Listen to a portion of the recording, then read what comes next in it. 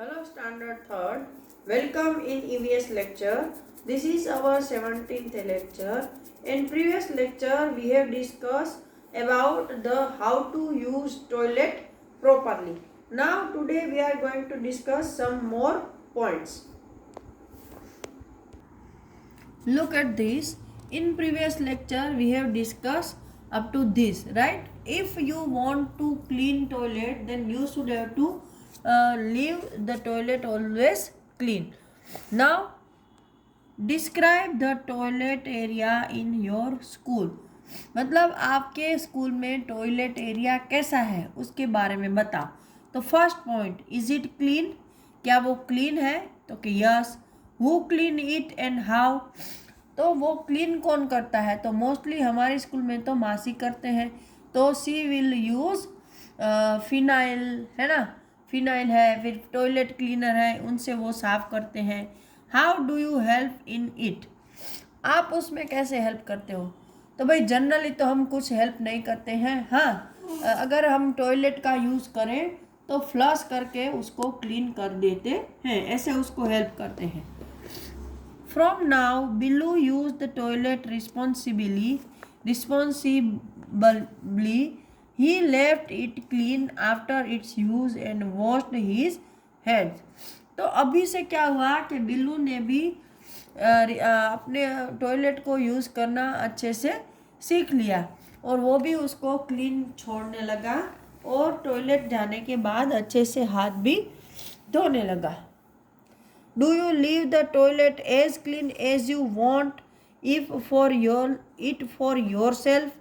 मतलब क्या आप भी टॉयलेट को उतना ही क्लीन छोड़ते हो जितना आपको क्लीन चाहिए होता है? तो वो सोचो, हाँ या ना लिखना है.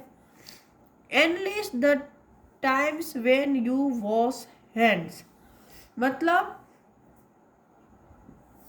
आप दिन में कितनी बार अपने हाथों को धोते हो वो गिनकर यहाँ लिखना है.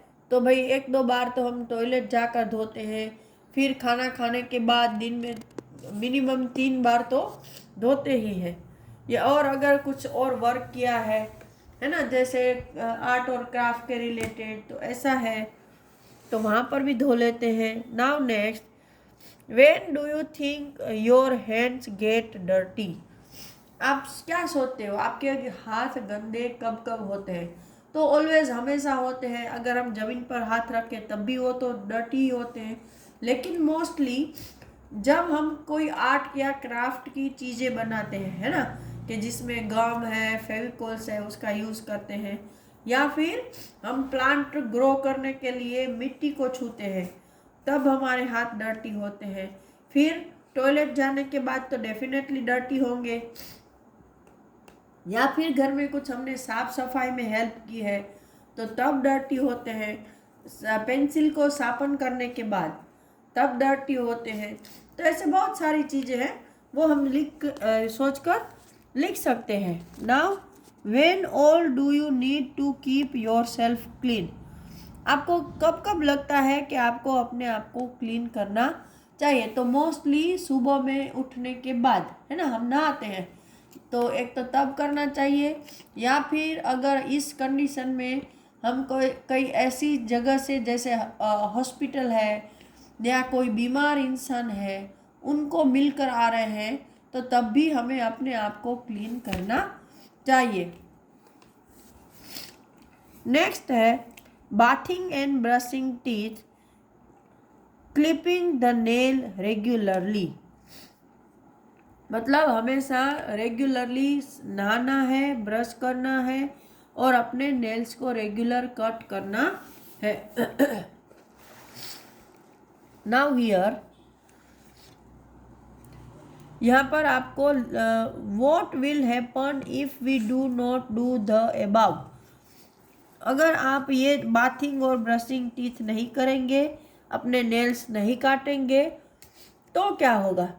तो भाई हमारे बॉडी से जर्म्स है वो नहीं जाएंगे और हम बीमार पड़ेंगे. We should be become ill.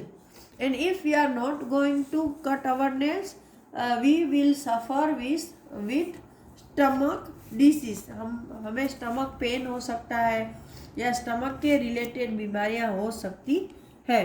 Now look how beautiful Lata's house is decorated. यहाँ देखो, ये लता का घर है, उसने देखो कितने अच्छे से डेकोरेट किया है। सिंपल है बट ब्यूटीफुल है। सिर्फ एक यहाँ पर तोरण लगाया है और यहाँ पर छोटी सी एक रंगोली बनाई है और बाकी सब एकदम नीट एंड क्लीन रखा है। Is there any special way in which you decorate your house, when and how. कोई ऐसा तरीका है कि जब आप अपने घर को स्पेशली डेकोरेट करते हो तो वो कब और कैसे। तो सबसे पहले when we are going to celebrate our birthday, at that time we decorate our house very decoratively, means very different way. जैसे हम अलग अलग गुब्बारे लगाते हैं, फिर वो कागज़ के तोरण लगाते हैं, है ना, पेपर के जो तोरण आते हैं वो। फिर अगर हमारे घर में कोई अच्छा ओकेजन है, जैसे शादी है, तो तब हम डेकोरेट करते हैं। फिर दिवाली के जैसे बड़े त्यौहार आते हैं तब हम पूरे घर को साफ करते हैं, कलर करवाते हैं, नई चीज़ें ला के डेकोरेशन करते हैं, दिए सजाते हैं, रंगोली करते हैं, etcetera, right. Now ask your friends when and how they decorate their house. अपने फ्रेंड को पूछो कि भाई वो अपने घर को कब और कैसे डेकोरेट करते हैं।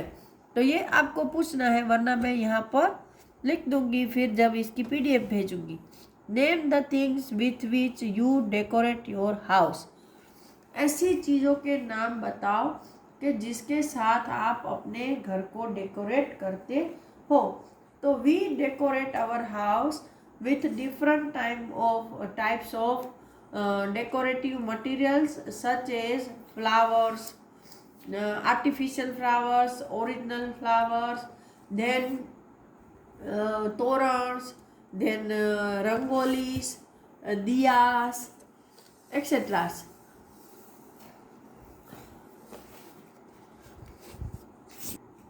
So our chapter number 5 is completed over here. I will send you this chapter's PDF later.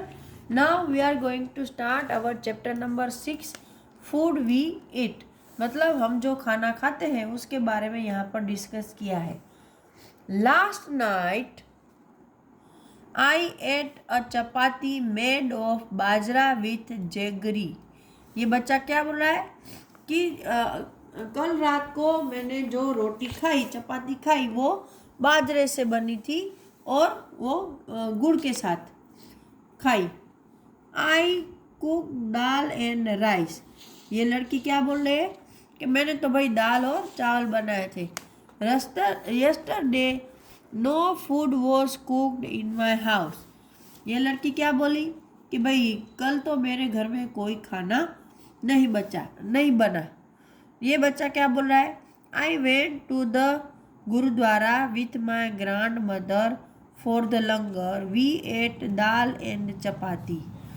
ये बच्चा क्या बोला कि मैं तो मेरी दादी माँ के साथ गुरुद्वारा गया था, वहाँ लंगर मतलब पंजाबी लोगों में जो एक विधि होती है, मतलब जो कोई भी अच्छा प्रसंग हो, उत्सव हो, तो लोगों को लाइन में बिठाकर खाना खिलाते हैं, उसको लंगर बोलते हैं। तो वहाँ मैंने दाल और चपाती खाई। My mother cooked fish, I ate lots of it was really tasty. ये लड़की क्या बोले कि मेरी मम्मी ने तो फिश बनाई थी, तो मैंने तो बहुत सारी खाई और वो बहुत टेस्टी थी। Now here Ammi had cooked kheer and puri which I don't like, so I ate an omelette instead. ये लड़की क्या बोली कि मेरी मम्मी ने तो खीर और पूरी बनाई थी जो कि मुझे तो पसंद नहीं है, तो मैंने तो एक ऑमलेट खा ली।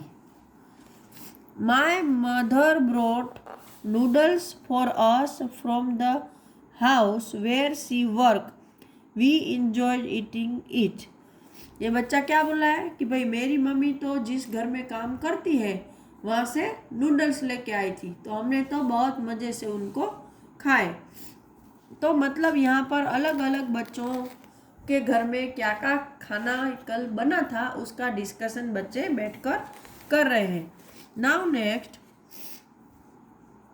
What did you eat yesterday, right on the plate shown below. यहाँ पर एक प्लेट दिखाई है, तो आपको यहाँ लिखना है कि आपने कल क्या खाना खाया था, ये आपको अपने आप लिखना है। Now first point, now on the black board write the name of all the food items that you have written on your plates. तो आपको ब्लैक बोर्ड पर भी ये सारी चीज़ों के नाम लिखने हैं। तो अभी तो we are not going to school, so it is not possible. Did all the children in the class eat the same food items yesterday? Why? तो जब सारे बच्चे बोर्ड पर अपने yesterday का खाना लिखेंगे तो क्या सारे बच्चों की फूड आइटम एक जैसी होगी? No. Why? Because different types of people eat different types of food. You must have noticed that in the picture there is one child in whose house no food was cooked. What could be the reason? इन बच्चों की में से आपने देखा कि एक बच्चे के घर में खाना नहीं पका था। तो आपको क्या लगता है कि क्या रीज़न होगा?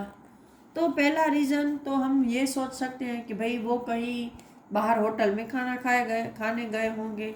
Next one, perhaps they have joined any festivals और ओकेजन एट एनी रिलेटिव्स। किसी रिलेटिव के घर पर भी खाना खाने या कोई उसके यहाँ पर ओकेजन हो और वहाँ पे खाना खाया हो। Next one, perhaps the child is poor and they have no food to cook. शायद ये बच्चा बहुत गरीब है और उसके घर में रात के खाने के लिए कुछ नहीं था, तो उन्होंने नहीं पकाया। There this type of reason should be there. Now, has it ever happen to you that on some day you were very hungry but there was nothing to eat? If yes, and why? क्या कभी ऐसा हुआ है कि आपको बहुत भूख लगी हो और आपको कभी कुछ उस वक्त खाने को ना मिला हो? तो अगर हाँ है तो क्यों? तो पहली बात तो भाई हमको तो ऐसा मुझे नहीं लगता कि किसके घर में ऐसी कंडीशन होगी कि वो लोग इतने पुअर है कि खाना ना मिले, राइट ना। लेकिन फिर भी अगर कभी ऐसा हुआ हो बाय चांस, तो एक रीज़न हो सकता है कि मदर कहीं काम में बिजी हो, बच्चे को भूख लगी हो, है ना। ये हो सकता है कि भाई मदर वर्किंग वूमन है, कहीं सर्विस कर रही है और थक के आई है, तो उसने खाना ना बनाया हो और वो बनाए तब तक बच्चे को बहुत ज़्यादा भूख लग जाए। या फिर मम्मी बीमार हो, घर में कोई और खाने पकाने वाला नहीं हो और बच्चे को भूख लग जाए तो खाना ना मिले बहुत टाइम तक। बाकी इसके अलावा I don't know any other reasons. How do you know that you are hungry? आपको कैसे पता चलेगा कि आपको भूख लगी है? तो they are some sensation in our mind. हमारे माइंड में ऐसा कुछ मैसेज जैसा लगता है, पेट में भूख लगती है तो हमारे माइंड में मैसेज आता है ना, भूख का सिग्नल, तो उससे हमें पता चलता है। भाई फिर थोड़ी देर बाद पेट में गुड़ गुड़ गुड़ जैसी आवाज़ आती है ना। तो ये हो सकता है। How do you feel when you are hungry? जब आपको भूख लगती है तो आपको क्या फील होता है? तो फर्स्ट ऑफ ऑल तो we are going to hear this type of noise from our stomach, है ना। हमारे स्टमक से ऐसे गुड़ गुड़ जैसी आवाज़ सुनाई देती है। Next, yet if you are not able to get food then we have some क्या बोलते हैं जिसको, थोड़ा बहुत गुस्सा आने लगता है ना। फिर ज़्यादा गुस्सा बढ़ जाता है। फिर हमको अगर और भी खाना बहुत टाइम चला जाए ना मिले तो जो भी कुछ बच्चे हैं वो रोने लग जाते हैं। छोटे बच्चे पर्टिकुलर जल्दी रोते हैं, है ना। जैसे ही भूख लगे वो सहन नहीं कर पाते हैं। तो ये these are the symptoms that we feel when we are hungry. Now over here, Vipul's family. In Vipul's family, there are some members who do not eat what Vipul eats. Do you think these people do not eat or cannot eat what Vipul eats? यहाँ पे बताया कि विपुल के घर में कुछ ऐसे लोग हैं कि जो विपुल खाना खाता है वो लोग नहीं खा पाते हैं। तो क्या आप सोच सकते हो कि वो जो डू नॉट ईट है या कैन नॉट ईट है ऐसा लिखा है तो विपुल क्या खाता होगा? तो थोड़ा देख लेते हैं कि let us read about Vipul's family. While returning home from school, Vipul bought a bhutta corn cob. He reached home and asked his mother, "Where is Chutki? I want to see her." एक दिन विपुल जब school से घर आया तो वो अपने साथ मकई का भुट्टा लेके आया है और उसने घर पे जाकर पूछा अपनी मम्मी को कि भाई चुटकी कहाँ है, मैं उसको देखना चाहता हूँ. His mother replied, "चुटकी is in the room upstairs." क्या बोला कि ऊपर के रूम में वो है. Vipul caught his grandmother's hand and said, "You also come upstairs with me." His mother stopped him. "I have soaked bass chapati in dal. Let her first have her meal." विपुल ने क्या बोला, अपनी दादी माँ का हाथ पकड़ा और बोला कि चलो आप भी मेरे साथ ऊपर आओ, और उसकी दादी माँ को सपोर्ट करके लेकर जाने लगा.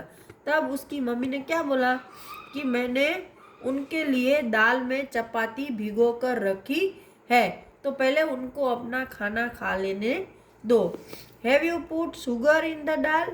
After coming to Nagpur, you have forgotten our own way of making food, said Dadi to Vipul's mother.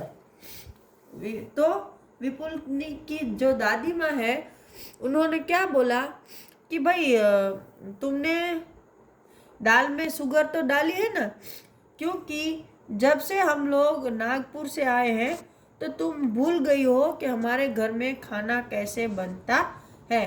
तो आज के लिए इतना ही. अगले लेक्चर में हम बाकी का चैप्टर डिस्कस करेंगे. Till that good bye.